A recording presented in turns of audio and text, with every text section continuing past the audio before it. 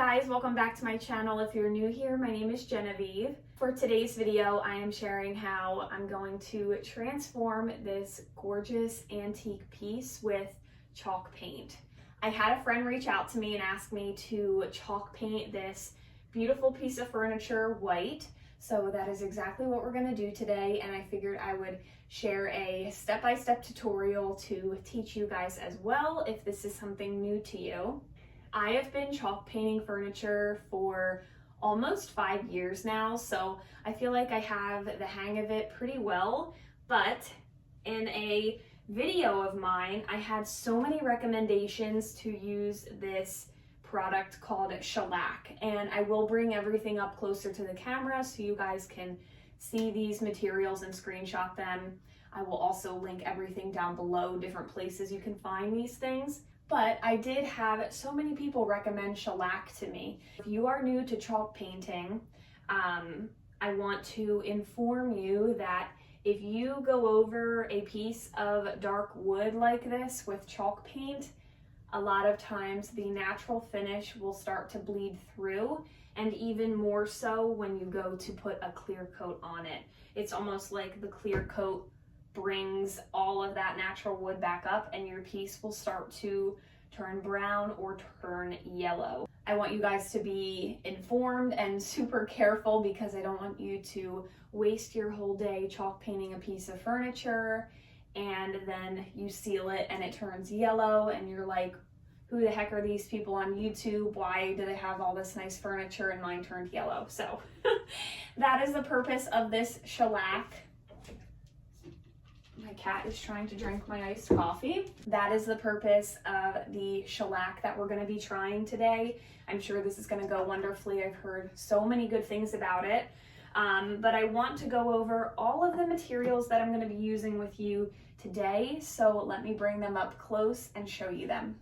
And just to address it, because I know if I was using a new paint, I would probably have this question as well, but it really doesn't have much of a scent, so it won't stink up your house. That is one of my favorite things because I don't feel like going into my 30-degree garage to refinish this piece of furniture. And also the drying time is so good. One coat literally dries in like 30 minutes to an hour, which is my favorite thing because who the heck wants to wait for paint to dry? It's not me. Also, you're gonna see a lot of my cats because they are always around me being mischievous. First things first, you are gonna need to clean your piece of furniture. However you wanna do that, I will probably just use like disinfecting wipes, or you can use an all-purpose cleaner.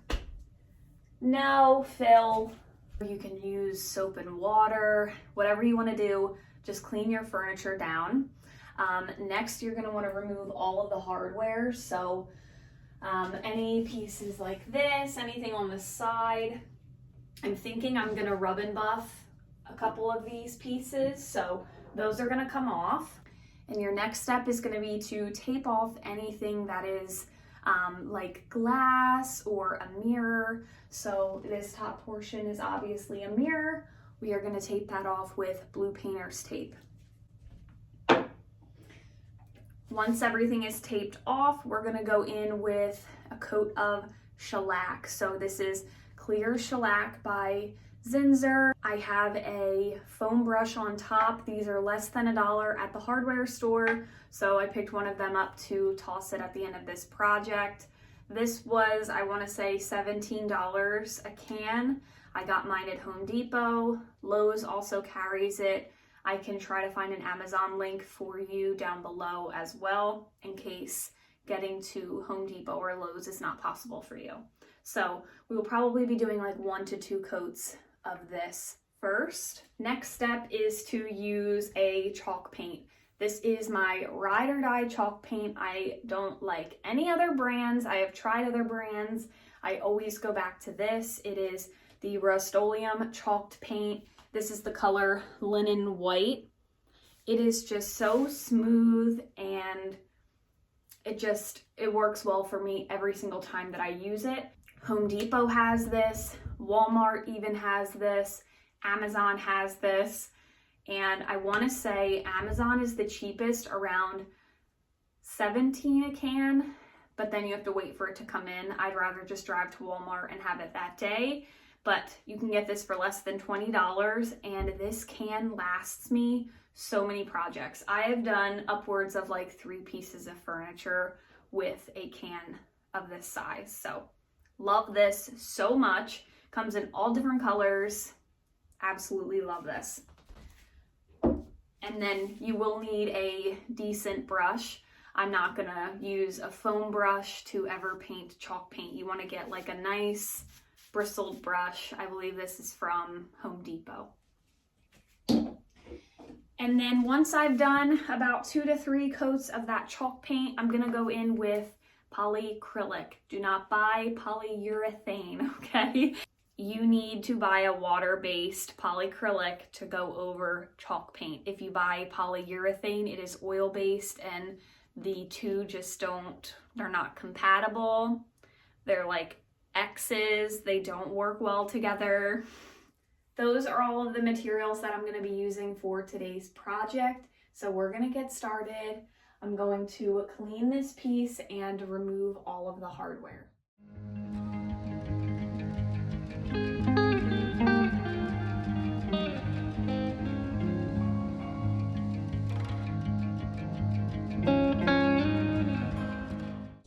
So I was going to take off the hardware on the sides here. We're going to have to just tape it off instead. I don't have a drill bit that will fit this style of a screw. It's like square. Instead, I'm just going to have to tape it off, and that's totally fine. That's the beauty of painter's tape.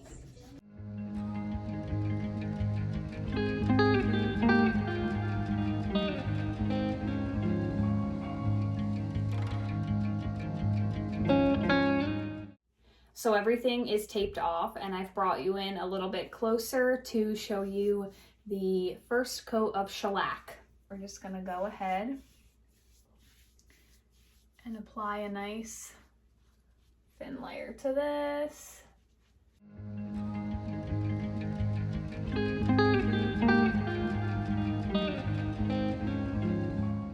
A little does go a really long way, though, I will say that.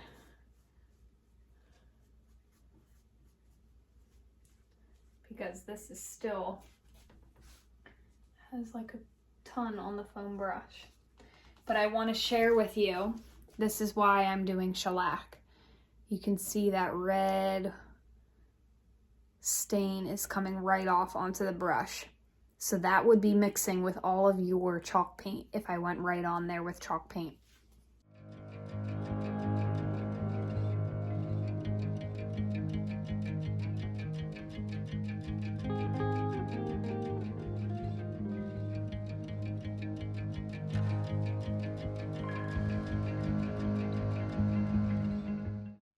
All right, so the shellac has dried, and I'm going to do like a little area and just see how it looks, see if there's any bleed through.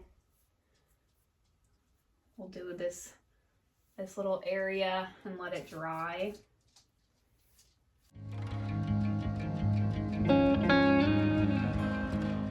Okay, so this is only one coat. There's no cracking or anything. You can see obviously that the wood is still coming up, but it's not like a yellowish tint or anything like that. So I do believe that the shellac with like one coat only worked pretty well. So the one coat of shellac and one coat of chalk paint worked really well so far. There's no yellowing or anything like that. So I'm gonna continue. I don't need to do another coat of the shellac. So I'm gonna move my camera back, and we're gonna continue painting. I pulled my hair back. I put on a different shirt because it is like so cold. It looks so sunny and beautiful out, and it's freezing. So I'm sick of this weather, but I am going to continue painting this beautiful piece.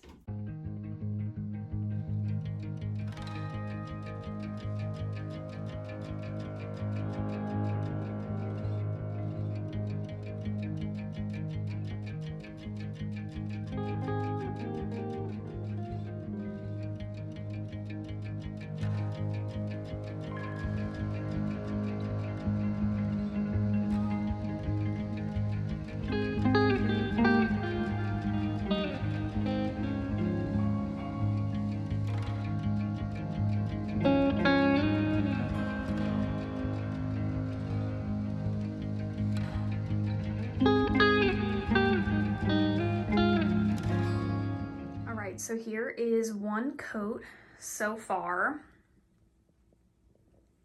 As you can see, one coat is not going to be sufficient. If it was a lighter piece of wood, maybe, but it's a dark, dark piece. So I just did like a very rough first coat. It doesn't have to go on perfectly. It's not going to go on perfectly, but that is one coat. And then I'm going to go ahead and add on the second coat once this dries. All right, so here is how the piece looks with a second coat. It looks pretty good, honestly. The coverage is really good. There's just a couple areas here that I need to touch up. I definitely need to touch up on the inside. And there's some areas here that the wood is coming through, but for the most part, as you can see, it covers very well, and you don't really have to worry about brush strokes too much. I mean, you can see some in here, but they don't really like show very much. There are some areas, but you don't have to be perfect with your brush strokes because honestly, it dries in such a chalky flat finish that you can't really tell. So yes, this is it so far, and I am gonna do one more coat. All right, guys, so it has been quite a few hours. I have painted at least 3 coats of paint on this piece, and we are going to start sealing this. Now, honestly, this part is the worst part for me because you just never know what's going to happen. Every piece of furniture has a mind of its own, and you never know if it is going to turn yellow or not. So we shall see. Just go over this nice and thin.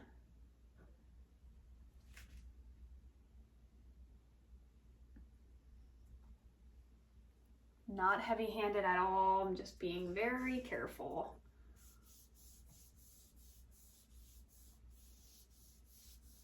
And one thing I recommend is to do this in an area that you have some pretty good lighting so that you can see exactly where you've gone over and you can see your brush strokes.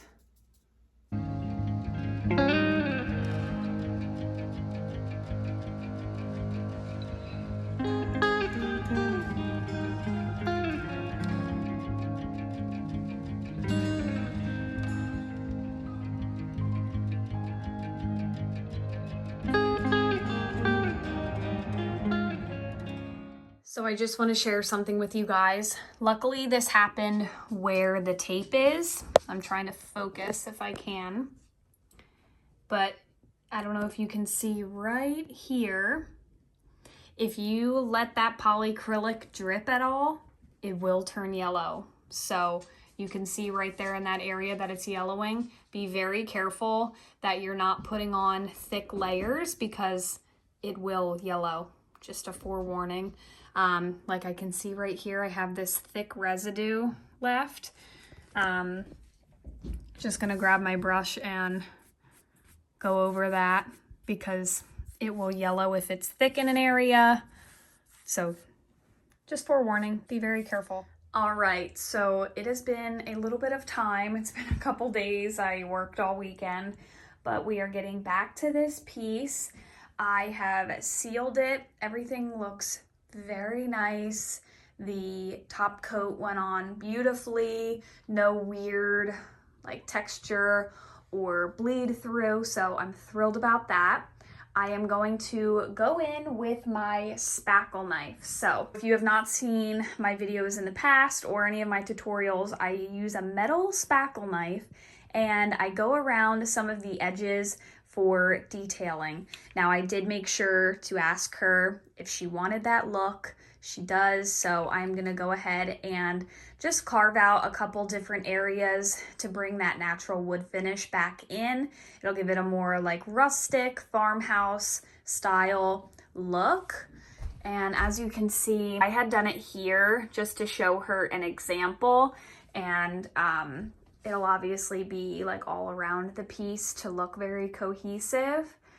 I can't really explain how I do it. I kind of just look, and if I feel like an area needs a little bit of chippiness, I just chip away at the paint. So that's what we're gonna do now. And yes, I am in pajamas and a Harry Potter shirt. If you know, you know. I'm obsessed with Harry Potter. Okay, moving on. Also, I feel like I should pull this out a little bit. It's like too close to the wall, so they don't scratch my floors.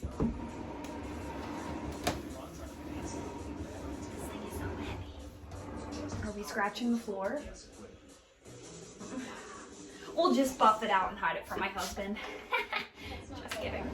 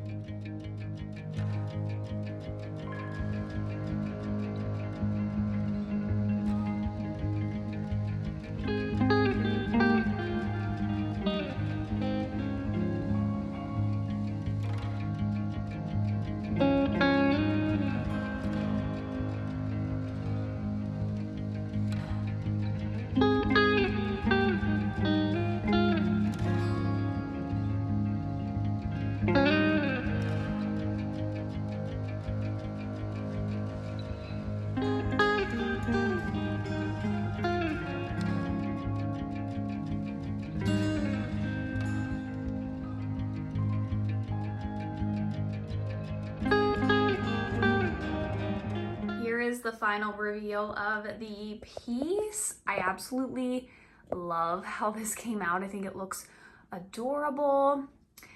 And now that I have this styled, I feel like I should hang like a little towel or something here. I just think this looks so beautiful. So much more like farmhouse style and bright and neutral. So I hope that she loves this piece. Just styled it with a couple of things that I had around the house, and I love it.